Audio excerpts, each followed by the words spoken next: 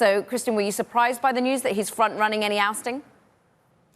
No, I wasn't surprised by the news. It's very common when there is a change of power for the chair of the SEC to step down at the end of the Congress and the end of the presidential term before the inauguration. And so, we're certainly very excited to see him leave. It has been a really difficult couple of years for the industry. We felt like we've been boxed in the corner with his regulation by enforcement approach. But right now, we're really focused on trying to figure out how can we move forward as an industry? How can we reset our relationship with government? And we're very excited to get new people into these key positions and work with the newly elected Congress when they come to power next year, because I think we have a real opportunity to get a regulatory framework in place that will be lasting and appropriate for the industry for decades to come. OK, can you talk to us about the names, for example, the SEC are currently pondering? Farley Champ, for example. These are the sort of names that you think won't be regulation by enforcement.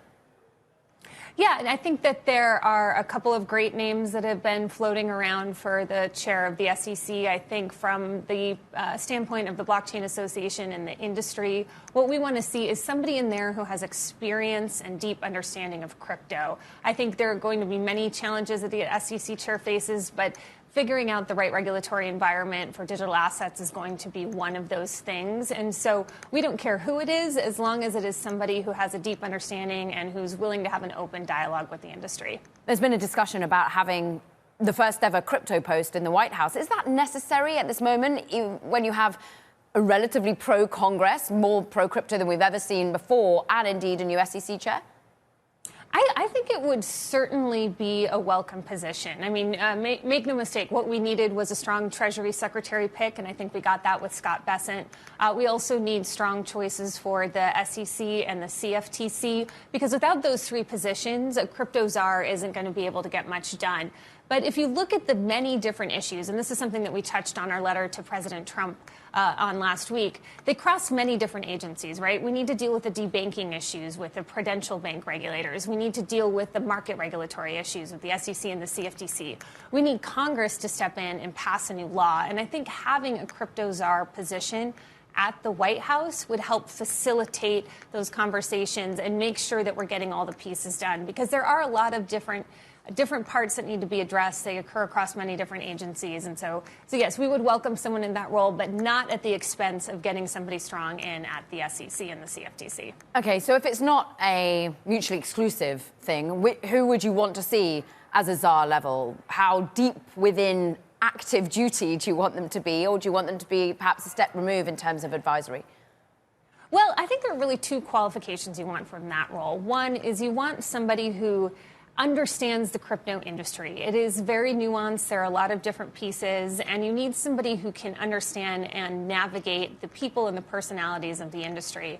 I also think, though, you need somebody that knows how to navigate government, because if you have someone who shows up from industry but doesn't understand the nuances and the history of the relationships, it would be difficult. And so I think that's going to be a very tough position to find. But I think there are a lot of people in the industry that are willing to step up and step in and do that kind of role.